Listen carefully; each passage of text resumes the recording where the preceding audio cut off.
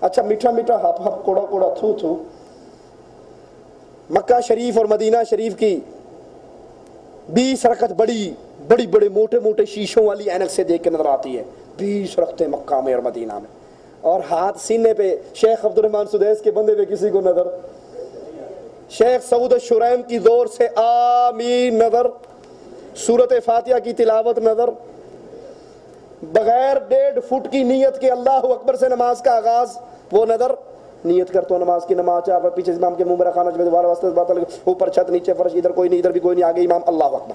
یہ 1.5 گز کی جو نیت ہے یہ کبھی سنی ہے شیخ سدیس نے کی ہو، شیخ شریم نے کی ہو؟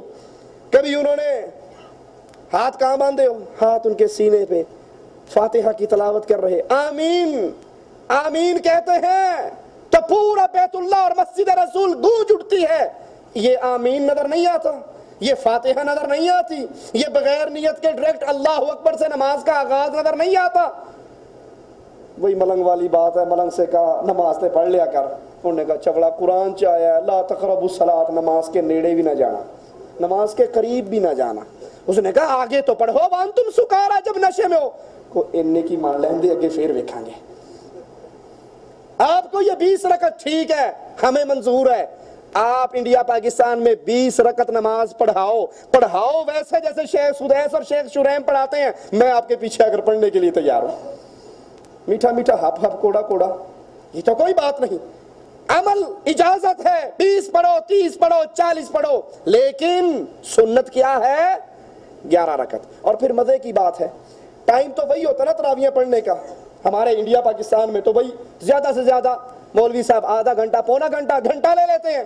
اب دیکھو ایک بندے نے 1 گھنٹے میں 8 پڑھنی ہے اور ایک بندے نے 1 گھنٹے میں کتنی پڑھنی ہے؟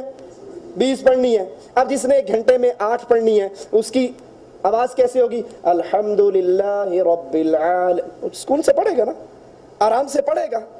اور جس نے پتہ بھی گھنٹہ بھی اننا تے بھی پوری کرنے ہونے یا نمون اللہ اکبر تعلمون اللہ اکبر وچکار کی ہو یا کوئی شے نہیں پتا، الحمدللہ سے شروع ہوگا، الحمدللہ رب العالمین مالک الضالین اللہ اکبر سمجھ آتی، درمیان میں قرآن۔ ارے بھائی پڑھو 20 پڑھو لیکن قرآن کا حق تو ادا کرو۔ شیخ سدیس کے پیچھے تراویح پڑھو، دل چاہتا ہے واللہ پڑھتا رہے اور ہم سنتے رہیں۔ شیخ شریم کے پیچھے پڑھو، دل چاہتا ہے وہ قرآن پڑھتے رہے اور ہم سنتے رہیں۔ اور ہمارے والے 220 وولٹ پہ لگے ہوئے، پتہ ہی نہیں لگتا کی کیا اور کی۔ یہ عبادت اللہ کے ہاں معیار یاد کر لو، اللہ کے ہاں معیار کوانٹیٹی نہیں ہے، کوالٹی ہے۔ کوانٹیٹی اللہ کے ہاں کثرت معیار نہیں ہے، وہاں پر معیار کیا ہے؟ آپ جو عمل کر رہے ہو وہ عمل کیسا ہے، تھوڑا اور زیادہ معیار۔ اسی لیے رسول اللہ صلی اللہ علیہ وسلم نے فرمایا تھا ایک بندے نے آج اللہ کو اللہ کے نام پہ 1 درہم دیا اور ایک نے 1 لاکھ درہم دیا، 1 درہم والا لاکھ سے جیت گیا۔ 1 درہم والا کتنے سے جیت گیا؟ لاکھ سے جی۔ صحابہ نے کہا یا رسول اللہ صلی اللہ علیہ وسلم ایک نے 1 درہم دیا ایک نے لاکھ دیا، اللہ نے اجر و ثواب 1 درہم والے کو لاکھ والے سے بھی زیادہ دیا، کیوں؟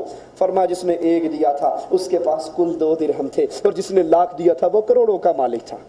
اللہ کے ہاں کوالٹی دیکھی جاتی ہے، عمل صالح ہے یا نہیں، عمل سنت کے مطابق ہے یا نہیں۔ آپ ٹھکا ٹھک کوے کی ٹھونگوں کی طرح 20 چھوڑ کے 100 رکھتے بھی پڑھ لو تو جب کھڑے ہو گئے یہ نماز آپ کو بد دعا دے گی، اللہ تجھے ہلاک کرے جیسے تو نے مجھے ہلاک کیا۔